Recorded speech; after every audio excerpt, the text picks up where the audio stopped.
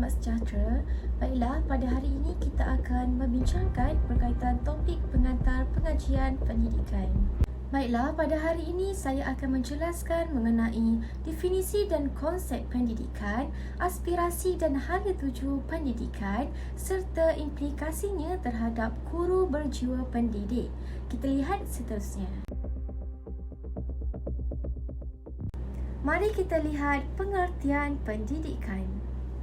Pengertian pendidikan atau education berasal daripada dua perkataan Latin, iaitu educare yang bermaksud latihan dan eduzir yang bermaksud didikan. Oleh itu, latihan dan didikan ialah dua komponen yang perlu ada dalam pendidikan.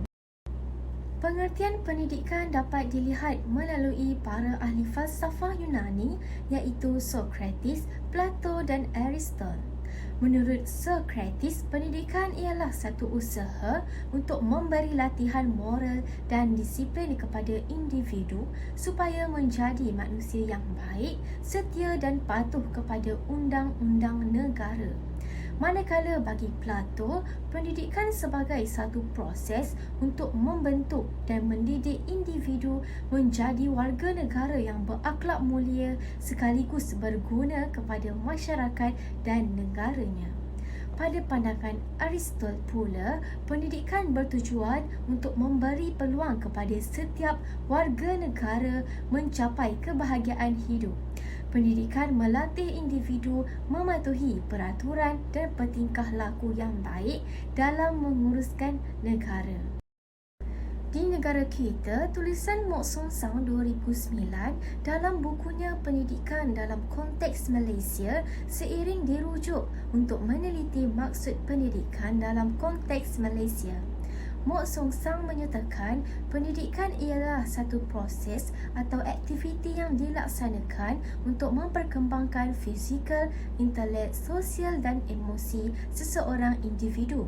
Pendidikan juga akan dapat menambahkan kemahiran, kebolehan dan pengetahuan serta pengalaman supaya dapat memberikan kegembiraan, faedah dan kemajuan dalam kehidupan seseorang.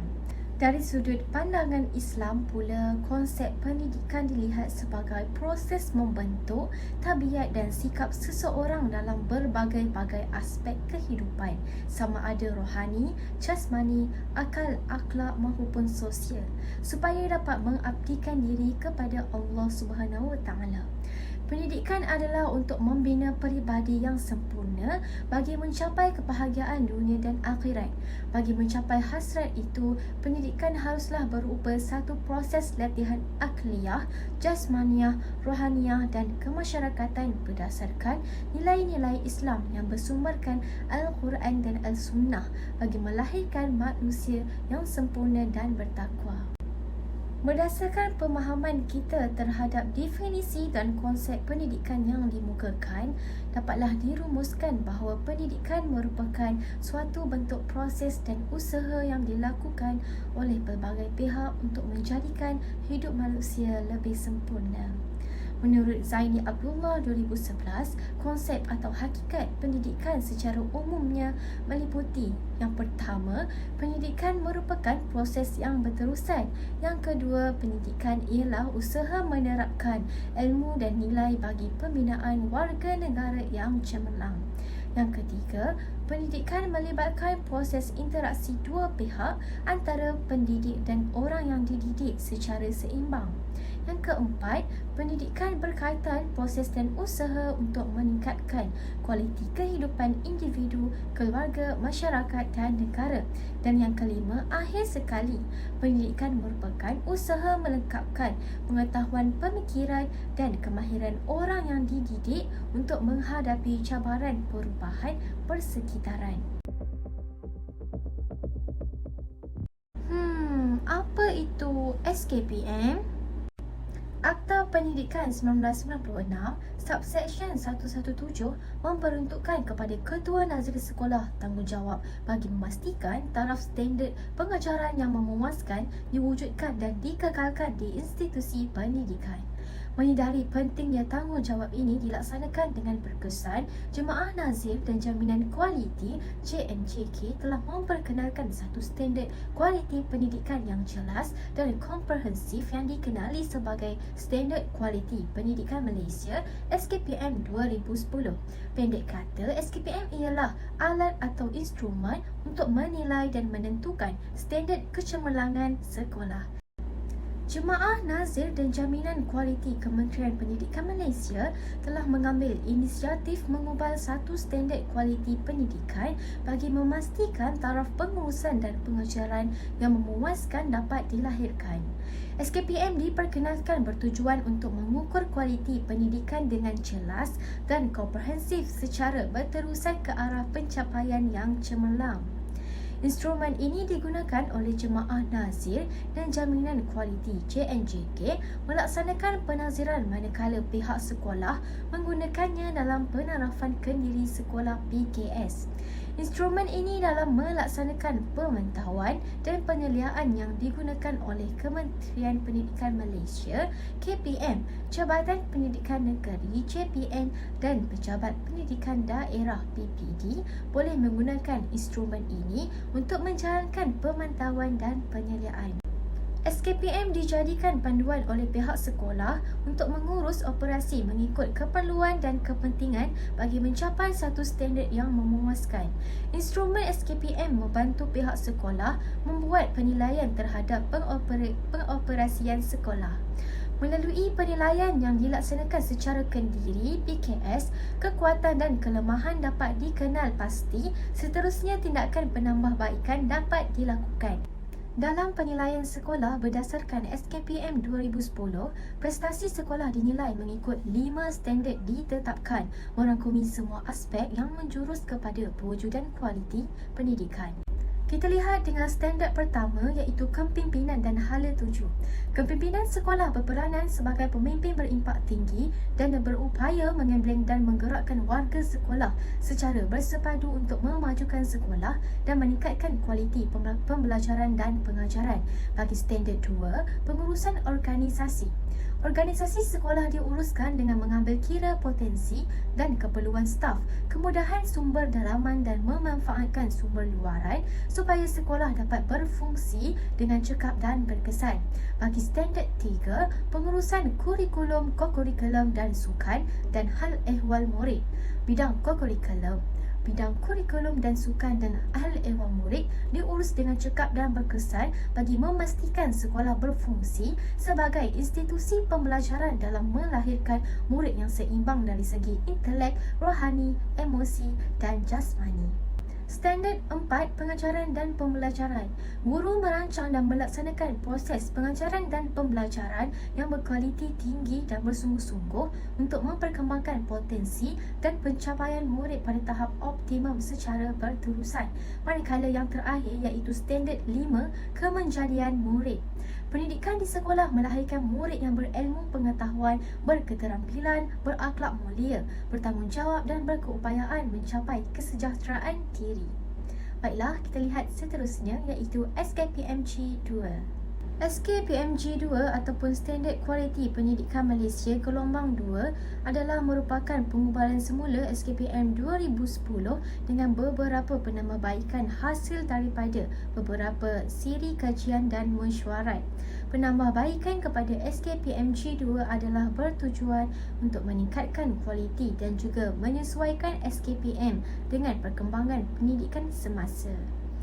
Draft SKPMG 2 yang dikeluarkan pada 13 September 2016 oleh Jemaah Nazir dan Jaminan Kualiti ini merupakan piawai yang digunakan bagi menentukan tahap pencapaian kualiti pendidikan mencukupi beberapa bidang seperti kepimpinan, pengurusan organisasi, pengurusan kurikulum, kokurikulum dan hal ehwal murid, pembelajaran dan pemulajaraan serta kemenjadian murid.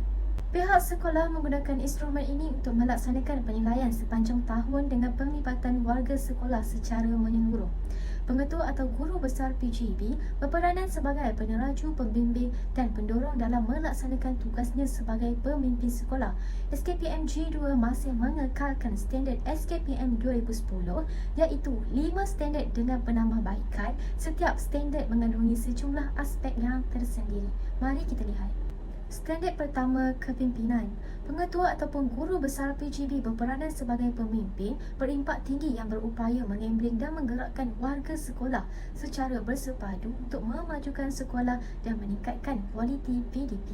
3 aspek iaitu PGB sebagai peneraju, PGB sebagai pembimbing dan PGB sebagai pendorong ialah merupakan standard pertama iaitu kepimpinan. Kita lihat seterusnya. Standard 2, pengurusan organisasi. Organisasi sekolah diurus secara cekap dengan mengambil kira potensi dan keperluan warga sekolah, kemudahan sumber dalaman serta luaran untuk meningkatkan keberkesanan pengoperasian sekolah. Dalam standard 2, pengurusan organisasi aspeknya kita dapat lihat iaitu pengurusan sumber manusia, pengurusan aset, pengurusan kewangan, pengurusan sumber pendidikan, iklim, pengurusan perpaduan serta pemuafakatan strategi. Kita lihat standard ketiga pula. Standard 3 iaitu pengurusan kurikulum, co-kurikulum dan hal ehwal murid. Kita lihat seterusnya. Bagi standard 3 ini, ia dipecahkan kepada 3 iaitu pengurusan kurikulum, co-kurikulum dan hal ehwal murid. Aspek bagi kurikulum ialah ketetapan pelaksanaan kurikulum, pengurusan masa instruksional dan pengurusan penilaian murid, manakala bagi co-kurikulum aspeknya ialah ketetapan pelaksanaan co-kurikulum, pengurusan kelab atau persatuan, badan beruniform, sukan atau permainan, program kecemerlangan co-kurikulum, sukan untuk semua dan pengurusan pentaksiran co-kurikulum.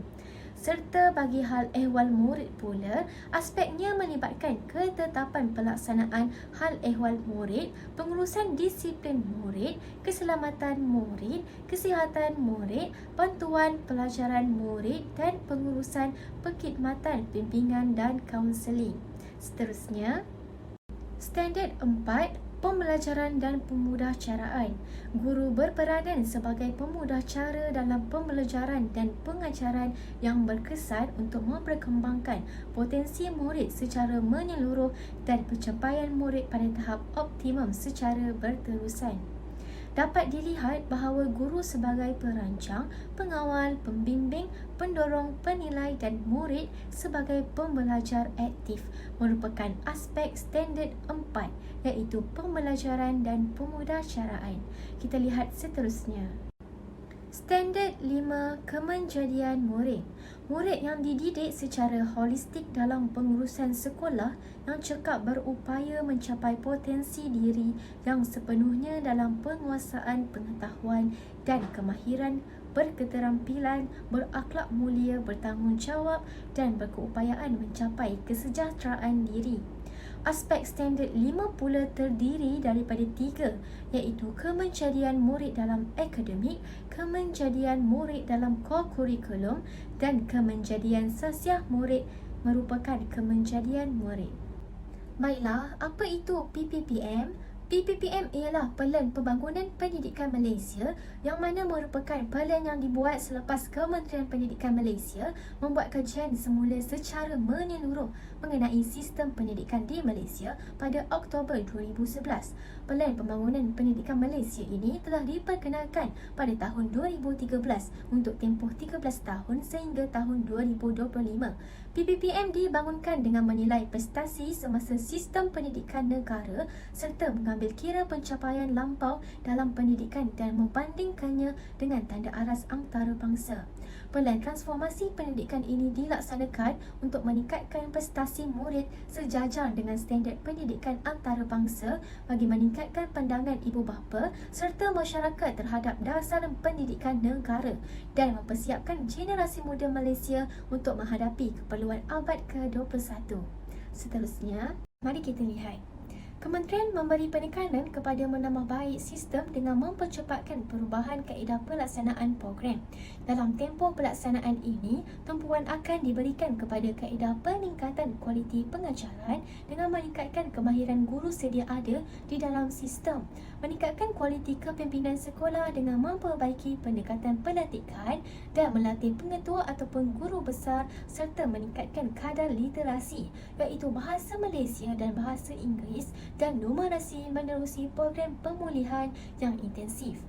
Selain itu, kementerian juga akan mengukuhkan dan memberi pengupayaan kepada pegawai di peringkat negeri dan daerah untuk meningkatkan kualiti sokongan yang diberikan kepada kumpulan barisan hadapan ini bagi membantu semua sekolah.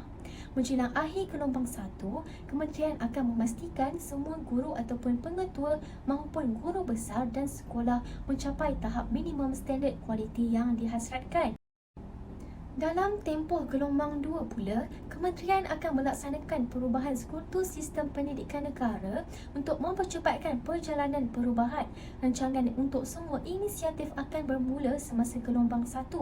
Perancangan ini melibatkan pergerakan kesemua 410,000 guru dan 10,000 pengetua ataupun guru besar kepada pakej kerjaya baharu. Penstrukturan semula kementerian, JPN dan PPD untuk menjajarkan dengan peranan yang direncanakan menerusi gelombang 1 serta memperkenalkan kurikulum standard sekolah menengah dan kurikulum standard sekolah rendah yang disemak semula dalam usaha menangani kebimbangan mengenai pengetahuan, kemahiran dan nilai untuk maju sesuai dengan perkembangan ekonomi dunia hari ini. Kita lihat seterusnya. Pada permulaan gelombang 3, semua sekolah, guru dan pengetua maupun guru besar perlu menunjukkan prestasi melebihi standard minimum. Oleh itu, kementerian akan memberikan tumpuan kepada meningkatkan kelulusan operasi untuk memupuk budaya kepimpinan rakan setugas bagi pembangunan kecemerlangan profesional. Kementerian juga akan menganjurkan kebanyakan sekolah kepada model pengurusan berasaskan sekolah dan membangunkan model kejayaan sekolah berdasarkan inovasi dalam pengajaran. Matlamat kementerian adalah untuk membangunkan sistem pengekalan kemajuan kendiri yang mampu untuk mencetuskan inovasi dan meningkatkan pencapaian yang lebih tinggi. Kita lihat seterusnya. Plan Pembangunan Pendidikan Malaysia berhasrat untuk mencapai 5 keberhasilan bagi sistem pendidikan Malaysia secara keseluruhan iaitu akses, kualiti, equity, perpaduan dan kecekapan.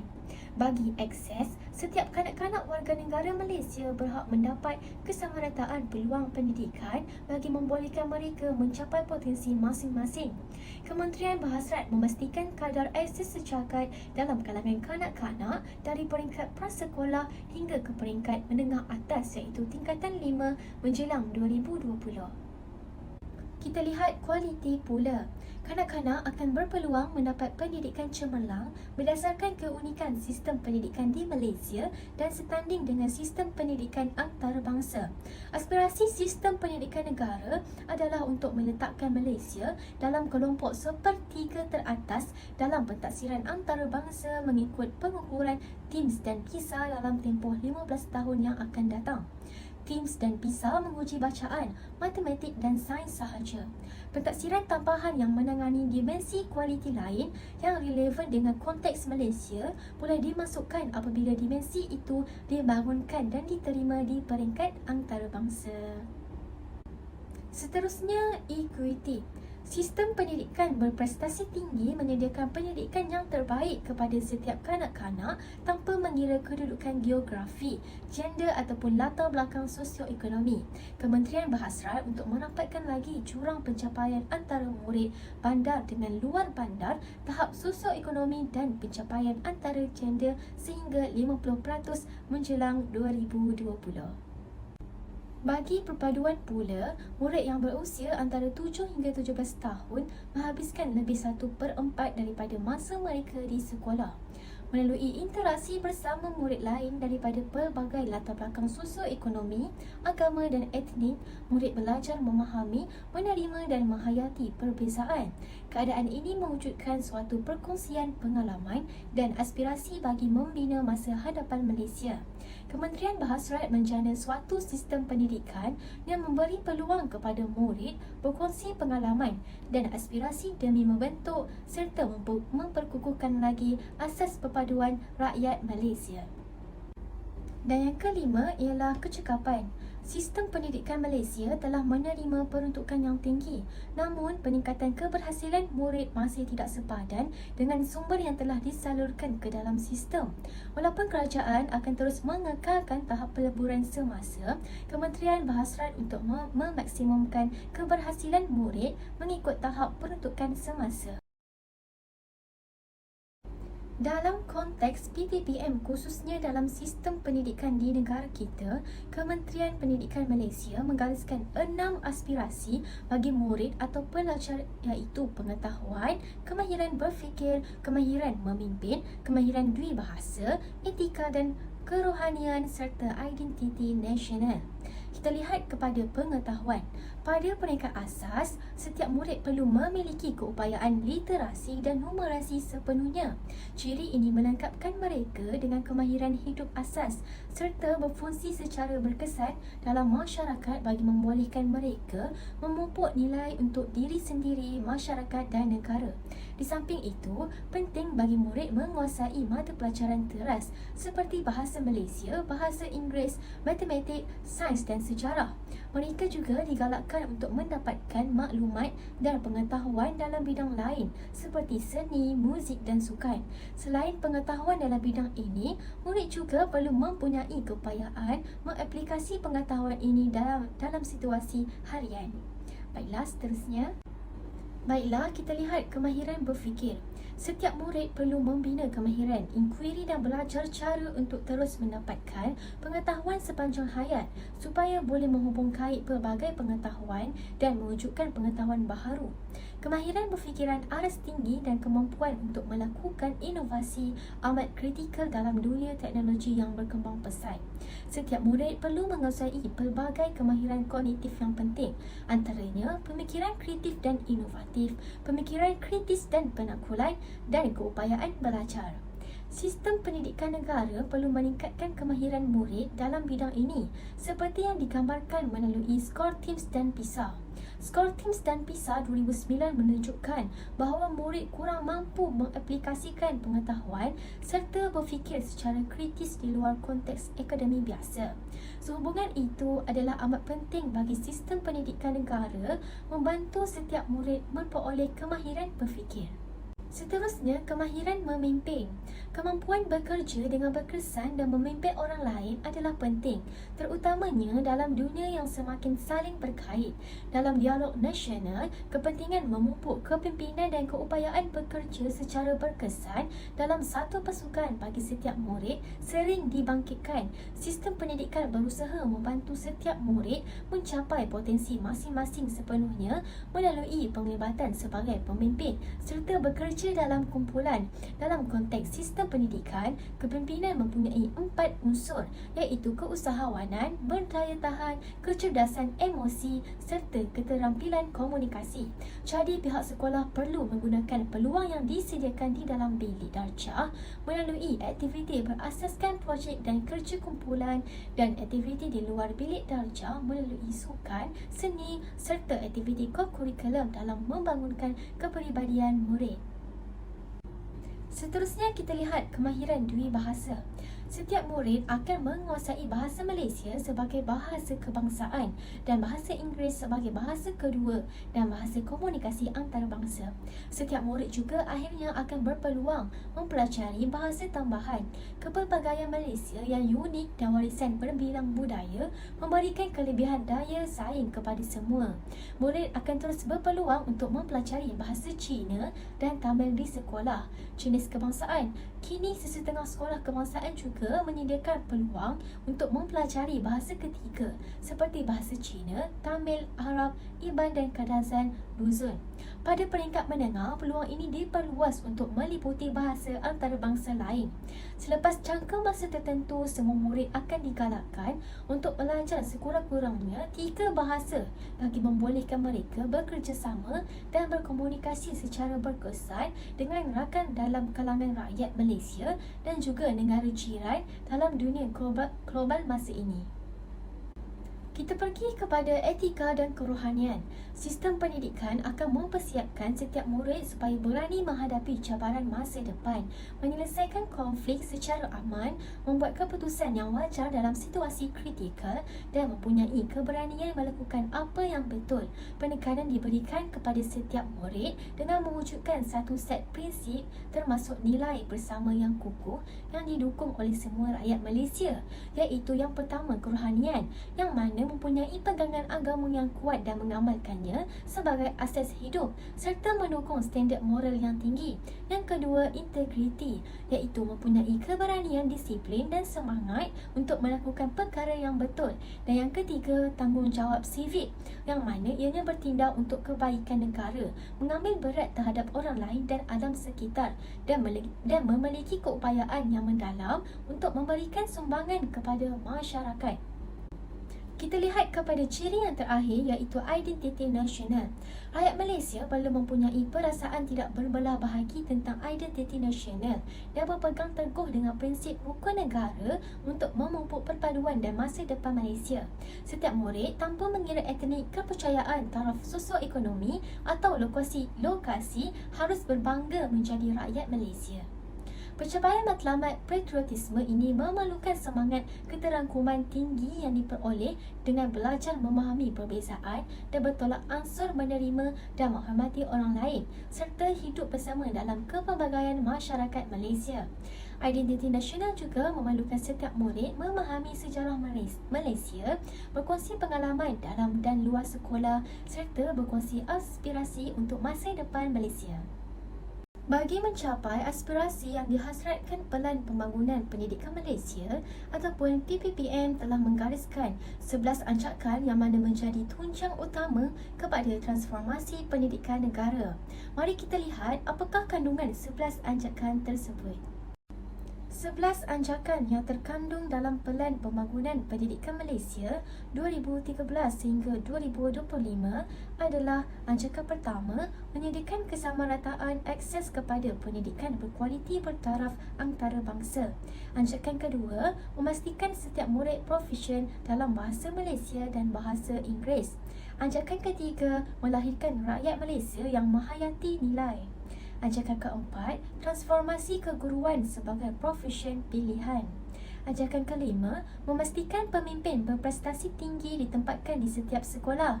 Ancakan keenam, mengupaya JPN, PPD dan sekolah untuk menyediakan penyelesaian khusus berasaskan keperluan. Ancakan ketujuh, memanfaatkan ICT bagi meningkatkan kualiti pembelajaran di Malaysia. Ancakan ke-8, transformasi kebolehan dan keupayaan penyampaian pendidikan.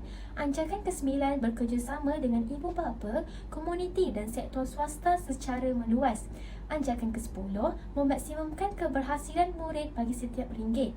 Ancakan terakhir iaitu yang ke-11, meningkatkan ketulusan accountability awam secara langsung. Baiklah, kita lihat seterusnya. Antara implikasi, aspirasi dan hala tuju pendidikan terhadap guru berjiwa pendidik ialah pengurusan pengajaran dan pembelajaran, pembangunan profesionalisme, kemahiran teknologi, mempunyai wawasan dan menjadi suri teladan. Para guru dapat menyusun rancangan pembelajaran harian RPH dengan lebih baik apabila mereka menjadikan aspirasi Pelan Pembangunan Pendidikan Malaysia sebagai panduan. Hala tuju pendidikan yang mengutamakan penguasaan bahasa Melayu dan bahasa Inggeris membakar semangat guru untuk menjadi seorang guru yang berjiwa pendidik kerana mereka memikul peranan penting untuk memastikan murid-murid berkebolehan untuk menggunakan kedua-dua bahasa bahasa ini. Guru berjiwa pendidik boleh dibentuk apabila mereka berkeupayaan merancang dan melaksanakan proses pengajaran dan pembelajaran serta memastikan pencapaian matlamat dan objektif yang ditetapkan. Aspirasi PPPM membolehkan profesionalisme guru dapat dilihat dalam aspek kebolehan mencorak kualiti pengajaran, kebolehan menyusun organisasi pembelajaran, kebolehan mencorak iklim dalam bilik darjah dan yang berkaitan dengannya.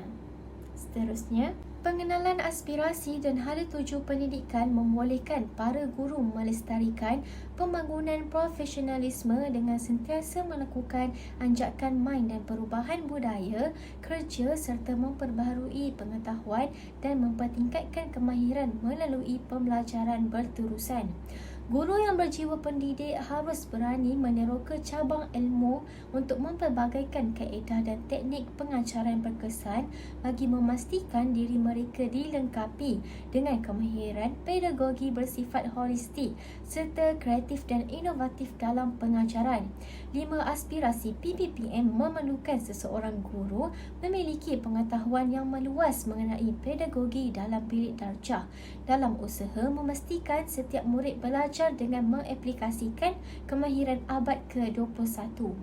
Salah satu dari aspirasi PPPM yang menekankan mengenai kualiti memerlukan guru-guru menambah baik amalan profesional secara berterusan dan mengamalkan pembelajaran sepanjang hayat untuk melahirkan lebih ramai guru yang berjiwa pendidik. Anjakan transformasi ketujuh dalam PPM iaitu memanfaatkan teknologi maklumat dan komunikasi bagi meningkatkan kualiti pembelajaran di sekolah harus disambut dengan minda positif oleh guru. Dalam PPPM, satu penanda harus dikenali sebagai standard teknologi pendidikan kebangsaan memerlukan guru-guru yang berjiwa pendidik mencapai standard iaitu memudah dan mencetus inspirasi pembelajaran serta kreativiti murid. Guru-guru boleh menggunakan teknologi untuk menjalankan sisi pengajaran dan pembelajaran pada setiap masa. Perkara ini adalah sejajar dengan aspirasi PPPM iaitu akses.